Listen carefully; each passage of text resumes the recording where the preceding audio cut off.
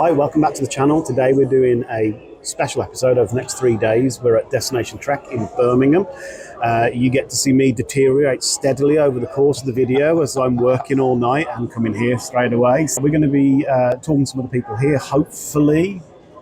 So have you found the convention in this space compared to when it's been in like the NEC's kind of space? Much more intimate. That's what I felt as well. Nice, yeah. Everything's spread out as well. You do have to go hunting to find the rooms.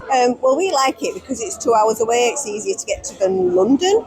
Right. But it was a bit confusing at first in the hotel. It is a bit like a rabbit warren.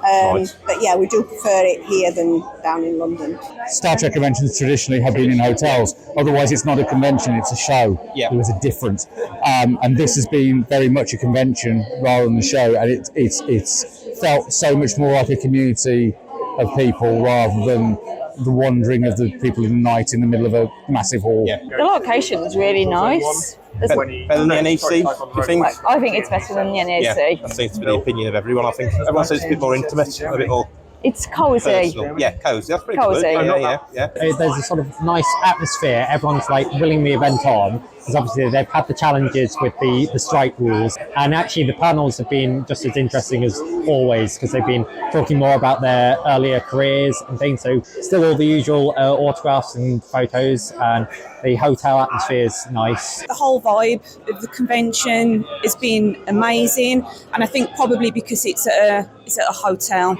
So instead of it being at like the Excel or at the NEC, it's a lot more intimate. I'm spending a lot more time talking to other fans, talking to people in the queues. It's been amazing. I used to do conventions like back in the 90s, and this is what it was like back then. Today has been really busy on Saturday. Obviously you both were here yesterday as well, so it's like, so today's definitely gained momentum, and it's good just to see everybody out enjoying themselves. How are you finding the more intimate environment compared to like the NEC ones? I'd say it's a lot better, I'd say.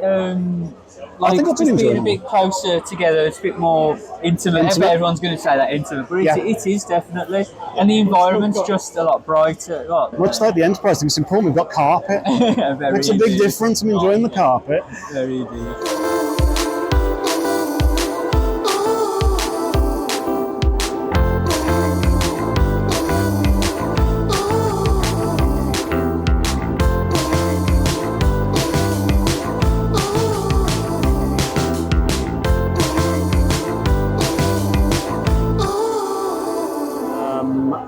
What is your favourite Star Trek series out of all of them? Next Gen. Good choice. That's my choice. Man of culture. I like the Wrath of Khan movie. So the movie Wrath of Khan is Yeah. your favourite, yeah. And I also like Star Trek 4 because it's quite funny. The one with the whales. Yes. Yeah. So classic is that, yeah. Next gen. Next Gen. Though, to be fair, Lower Decks and Strange New Worlds are pushing it at the minute. I think Strange New Worlds is already some people's. And we're giving t-shirts now. Yeah. Strange New Worlds, baby! Voyager, obviously. I think Deep Space Nine clinched it in the end Space for me. Nine, Yeah. Still got a huge soft spot for Next Generation, but Deep Space Nine just nudged ahead in the end. Favourite show? Yeah. Deep Space Nine, all the way. Deep Space Nine, definitely. I think it was way ahead of its time back then, but the storylines and everything, amazing.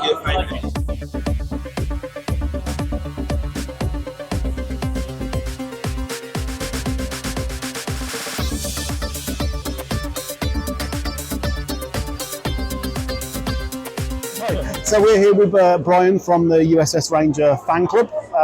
We're based in the Midlands, in the Black Country between Birmingham and Wolverhampton. We meet once a month, the first Friday of the month. Like, if anyone's interested, feel free to come down and join us. Well, you're one of the bigger clubs in the Midlands, aren't you? Well, we like to think so. I think so. We're independent, so we're all, self-promoting, and we've got our own charity. We work for the local air ambulance. That's cool. Local charity as well. It's a friendly environment. We're in a private function room, so we're away. It isn't in an open bar. I was going to say, the important stuff, there's a bar. Yeah, that is the very important stuff, there's a bar. To a club, yeah, definitely the bar's most important. We have a quiz, so pub quiz, sci-fi base. So all our members are into everything, like obviously Star Trek. Yeah. That's how we all started. But your Stargates, your Battlestars. Buffy, Angel, anything sci-fi related, sort of Like most of us then, really. Exactly. Yeah.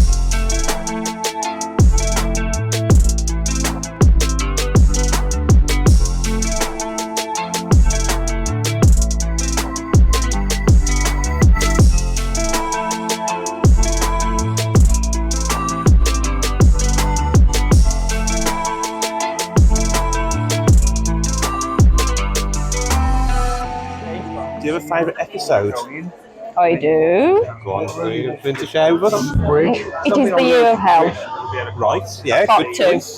Part 2 in particular. It's Janeway-centric. Was that quite a good episode? Is that what the reason is for it? It's Janeway-centric? It is, and it also shows that she's the strong female character. Yeah. Message in a Bottle from Voyager. Yeah. Because I'm a big fan of Frasier.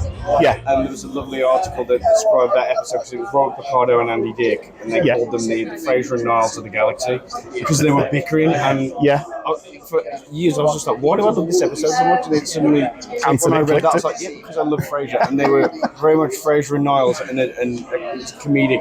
Best Plays World overall is probably my top. Yeah. But yeah, every time I pick one and then something else shifts into preference. But for a long time it was like Way of the Warrior. Oh, I can't pick one. Can't pick one. All of them. All of them. We're here with Sven from one of the fan group. We're Space Up Birmingham. We're a part of Starfleet International in Region 20, because Starfleet International is a worldwide organisation. Region 20 is the UK and the Republic of Ireland. We basically offer support for anybody who wants to start a chapter themselves, and we can help them get there. Anybody in the UK and Ireland, we can get you matched up with your local group and support you with setting up another even closer to you. Yeah, that's There's places like Nottingham and Manchester where there's nothing at the moment, and we will support you in doing that.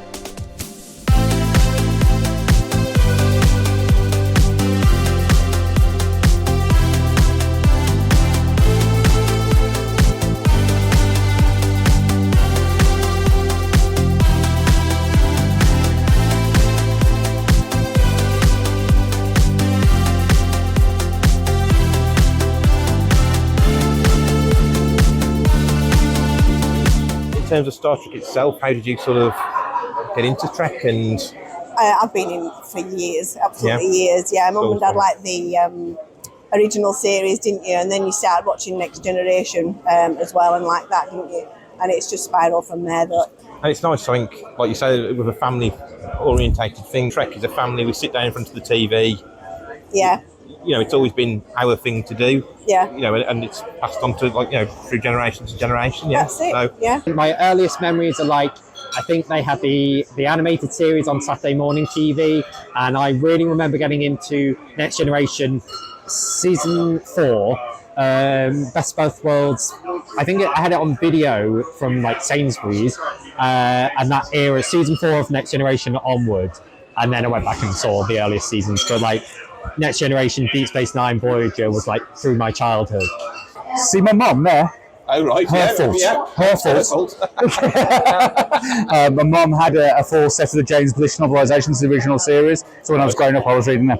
Yeah, you got And then the yeah. first film I saw at the cinema, fortunately when it was still cut a bit, was Wrath of Khan. Oh right, okay. So, yeah. yeah, so I was stuffed. Yeah, there was no way I was escaping this.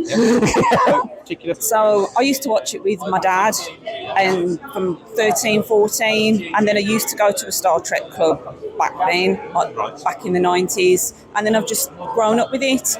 Met up with the USS Ranger a few years ago as well, so got in contact with more Star Trek people, so yeah, it was good. I mean, I grew up watching the reruns of the original series and the movies, but took them as they were. But when I was in high school, Next Gen was on, and I caught a few episodes, and then a few episodes in, I watched Riker falls in love with an androgynous species. They're genderless, gender neutral.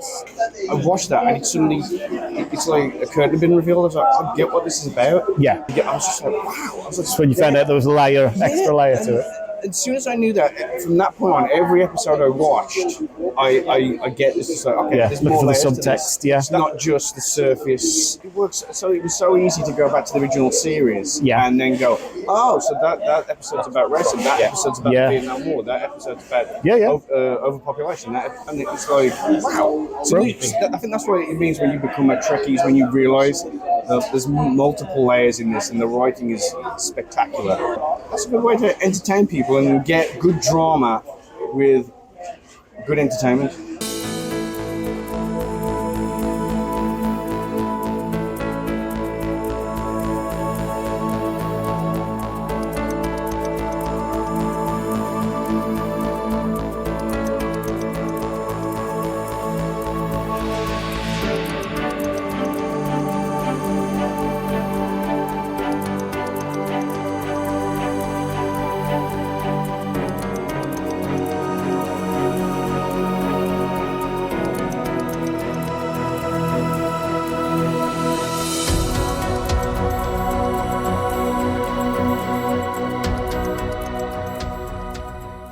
Glory to the Empire. Glory to you. Superb.